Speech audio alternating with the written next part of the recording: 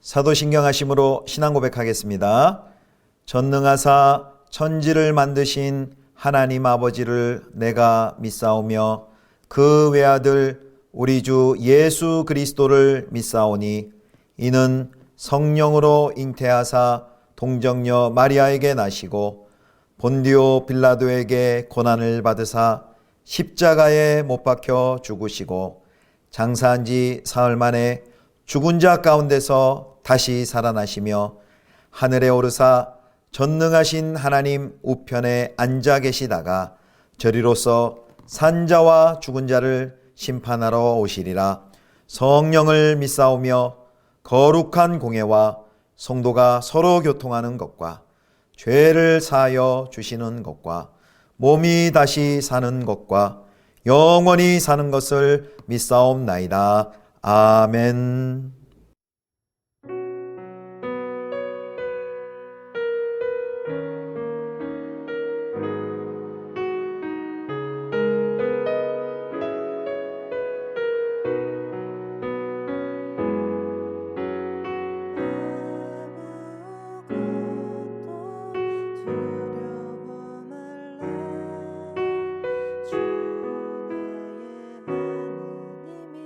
지켜주시니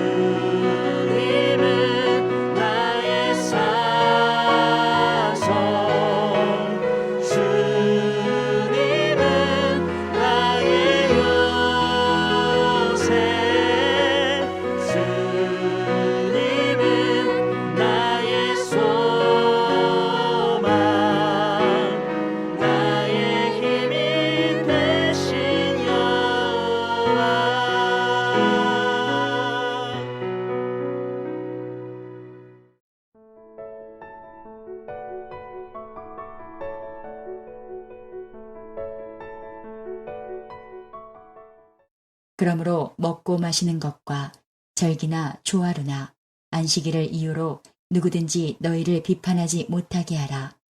이것들은 장래일의 그림자이나 몸은 그리스도의 것이니라. 아무도 꾸며낸 겸손과 천사 숭배를 이유로 너희를 정죄하지 못하게 하라. 그가 그 본 것에 의지하여 그 육신의 생각을 따라 헛되이 과장하고 머리를 붙들지 아니하는지라.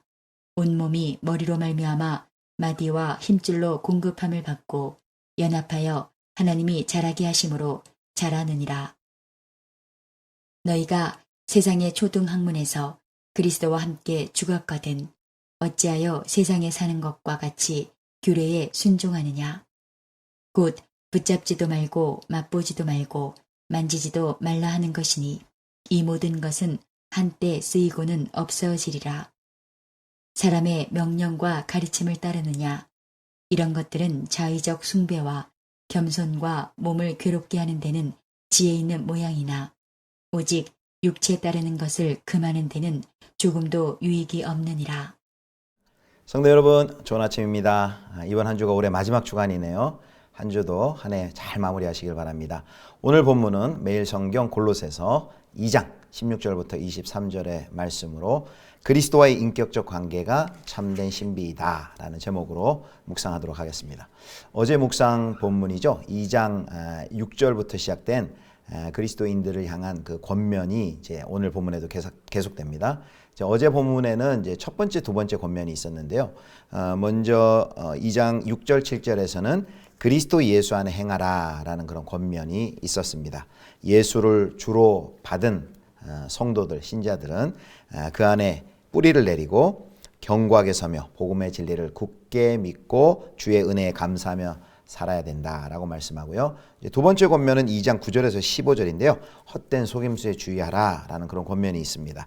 완전하신 그리스도와 무관한 가르침에 미혹되어서 포로가 되지 않도록 권면합니다. 자, 이제 오늘 이제 16절, 17절에는 이제 세 번째 거짓 교사들에 관련한 권면이 나와 있습니다. 자, 16절, 17절 같이 읽겠습니다. 그러므로 먹고 마시는 것과 절기나 초하루나 안식일을 이유로 누구든지 너희를 비판하지 못하게 하라. 이것들은 장래일의 그림자이나 몸은 그리스도의 것이니라. 아멘. 거짓 교사 관련된 권면 이제 세 번째는요. 유대교의 관습에 현혹되지 말아라라는 것입니다.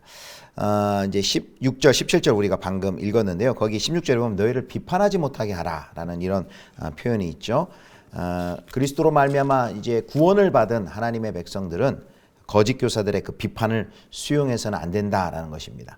그들이 어떤 비판을 하느냐, 이들의 비판의 내용을 보면 그들이 거짓 교사들이 성도들을 속이고 넘어뜨리려고 하는 전략을 살펴볼 수가 있습니다. 비판하지 못하게 하라라 그랬죠. 이런 방식으로 교회를 흔든다라는 것을 우리가 알 수 있습니다. 성도들의 약점을 비판해서 그들의 주장이 비집고 들어갈 틈을 발견한 다음에 설득력 있는 교묘한 거짓을 통해 동조자를 만들고 세를 확장합니다. 그 비판하는 것들이 뭐냐면 그들이 대부분 옛 언약에 속한 것들로 비판하는 것이죠. 그래서 거기 16절에 보면 먹고 마시는 것, 절기나 초하루 그리고 안식일을 이유로 라고 했습니다. 그 유대인들의 주장인 것이죠. 먹고 마시는 것, 음식에 관한 금기를 지키고 절기, 초하루 또 안식일 법을 문자 그대로 지키도록 이 유대인들이 주장을 했습니다. 그러나 여기 17절에 뭐라고 합니까? 이것들은 장래일의 그림자이나 몸은 그리스도의 것이니라 했습니다. 이러한 모든 법들은 옛 언약에 속한 그림자, 실체에 대한 그림자에 불과합니다. 실체이신 예수 그리스도께서 이미 오셨고 율법을 성취하셨기 때문에 더 이상 그 그림자를 붙들고 살 필요가 없다라는 말씀입니다. 그래서 더 중요한 것은 실체이신 예수 그리스도와의 관계를 통해서 성도가 존재를 만들어 가야지 그를 가리키는 이런 그림자를 경건의 기준으로 붙들어서는 삼아서는 안 된다는 말씀입니다. 자, 이제 18절과 19절에는 바로 그런 거짓 교사와 관련한 네 번째 권면이 있는데요. 자, 신비적 요소에 현혹되지 말라라는 내용입니다. 자, 18절 말씀 보겠습니다. 아무도 꾸며낸 겸손과 천사 숭배를 이유로 너희를 정죄하지 못하게 하라. 그가 본 것에 의지하여 그 육신의 생각을 따라 헛되이 과장하고 아멘. 자, 신비적 요소에 현혹되지 말라라는 것입니다. 16절에는 방금 본 16절에 비판하지 말라라고 했는데 여기 18절에는 너희를 정죄하지 말게 하라라고 말합니다. 바울은 신비적 체험을 했다고 해서 우쭐거리는 거짓 교사들이 감히 성도들을 정죄하지 못하도록 하라라고 말씀합니다. 그들은 자신들이 제시한 것을 따르지 않으면은 마치 신자의 지위와 보상에 대해서 자격 미달이 될 것처럼 거짓 교사들은 속입니다. 그래서 그들이 제시하는 그 기준도 성도들이 들을 때 혹할 수 있는 그런 기준입니다. 하나님과의 관계 또는 그로 인한 상급 또 신자의 온전함 뭐 이런 종류에 관한 것들이었던 것 같아요. 그런데 문제는 그 주제는 좋은데 그럼 그것을 얻는 방법이 어떠하냐라는 것입니다. 바울에 의하면 그들이 그것을 얻는 방법이 무엇입니까?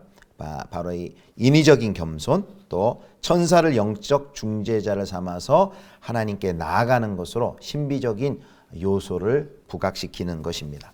예를 들면 이런 것이죠.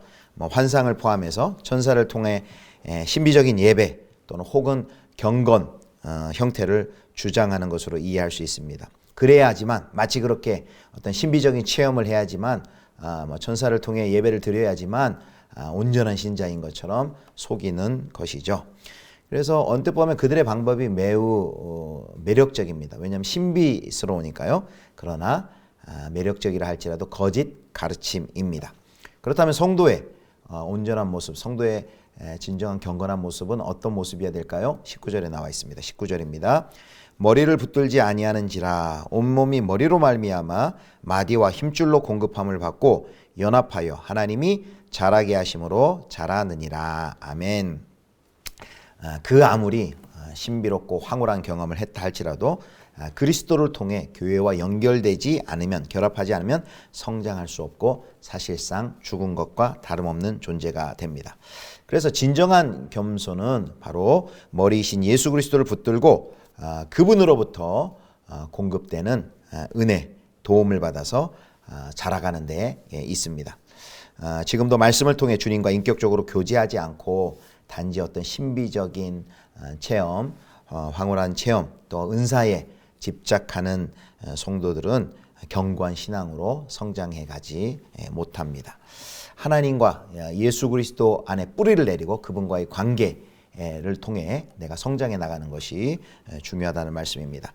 자, 이제 마지막 20절부터 23절까지는요. 앞에 이제 세 번째, 네 번째 거짓 교사들에 대한 그들에 대한 관련된 권면의 부연 설명이 들어가 있습니다. 그래서 이제 20절, 22절에는요. 방금 이제 세 번째 명령이 16절, 17절의 내용을 다시 한번 부연을 합니다. 거짓 교사들이 그 율법을 통해 유대교 간습으로 그걸 지켜야 된다라는 것, 그것에 대해서 부연 설명합니다.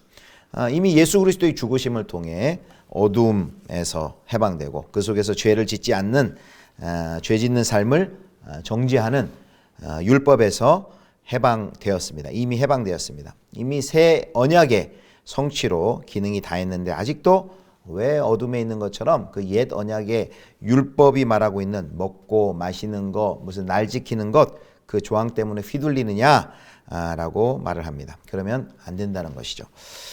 자, 그 다음에 이제 마지막 23절에서는요, 18절에서 19절에서 다른 이제 네 번째 권면의 내용에 대해서 부연 설명합니다. 우리 23절 마지막 보겠습니다. 이런 것들은 자의적 숭배와 겸손과 몸을 괴롭게 하는 데는 지혜 있는 모양이나 오직 육체에 따르는 것을 금하는 데는 조금도 유익이 없느니라.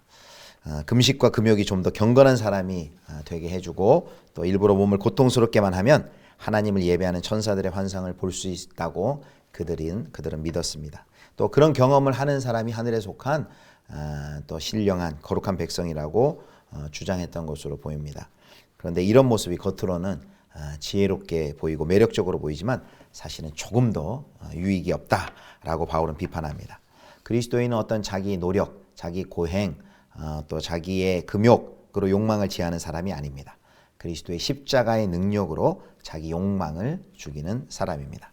결론적으로 오늘 본문에서 사도 바울은 복음의 유대교의 규칙과 절기를 지켜야 한다는 가르침을 매우 경계합니다. 또한 금욕과 영적 경험을 자랑하는 이들은 그리스도와 아무런 상관이 없다라고 선언합니다. 그리스도 안에 있는 삶은 어떤 무슨 특별한 행위나 경험이 아닙니다. 그것은 복음을 매우 왜곡하는 것입니다. 여기 오늘 본문처럼 음식을 가리고 날을 지키고 영적 경험을 하는 것이 그리스도 안에 산다는 증거가 아닙니다. 오히려 그것이 헛된 자랑이 되고 또 스스로 하나님 앞에 교만하게 만들 수가 있습니다. 그들은 그런 주장을 하는 사람들은 그리스도와 상관이 없는 사람들입니다. 더 중요한 것은 날마다 우리에게 주어진 일상에서 주님과 깊이 교제하고 주님의 말씀대로 순종하며 사는 삶, 그것이 더 중요합니다. 사랑하는 성도 여러분, 성육신하신 그리스도 십자가에 죽으시고 또 부활하시고 승천하시고 또 지금도 온 세상을 다스리고 계신 왕이신 그리스도, 온 땅을 다스리시는 예수 그리스도, 그분과 관계 맺는 것보다 더 신비스러운 일은 없습니다. 잠시 있다 사라질 것들, 그런 껍데기 경건에 집중하는 것이 아니라 매일매일 우리의 삶 가운데 우리를 만나주시고 교제하시는 우리 주 예수 그리스도, 그분과의 관계에 집중하시고 그 관계 속에서 우리를 날마다 성숙시켜 가시는 우리 저와 여러분 성도님들 다 되실 수 있기를 주님의 이름으로 축원합니다. 기도하겠습니다. 하나님 아버지, 날마다 껍데기 경건과 같은 그런 것에 집중하는 것이 아니라 온전히 하나님을 바라보고 또 의지하고 우리 주 예수 그리스도와의 관계에 집중하는 저희들이 되게 하여 주옵소서. 올해의 마지막 한 주가 시작됩니다. 이번 한 주도 주님 안에서 잘 마무리할 수 있게 하여 주시고 또 2022년 새해를 주 안에서 잘 계획하고 준비할 수 있게 도와주옵소서. 우리 구주 예수 그리스도의 이름으로 기도드립니다. 아멘. 주님 가르쳐 주신 기도하겠습니다. 하늘에 계신 우리 아버지여, 이름이 거룩히 여김을 받으시오며 나라의 임하옵시며 뜻이 하늘에서 이룬 것 같이 땅에서도 이루어지이다. 오늘날 우리에게 일용할 양식을 주옵시고 우리가 우리에게 죄 지은 자를 사하여 준 것 같이 우리 죄를 사하여 주옵시고 우리를 시험에 들게 하지 마옵시고 다만 악에서 구하옵소서. 대개 나라와 권세와 영광이 아버지께 영원히 있사옵나이다. 아멘.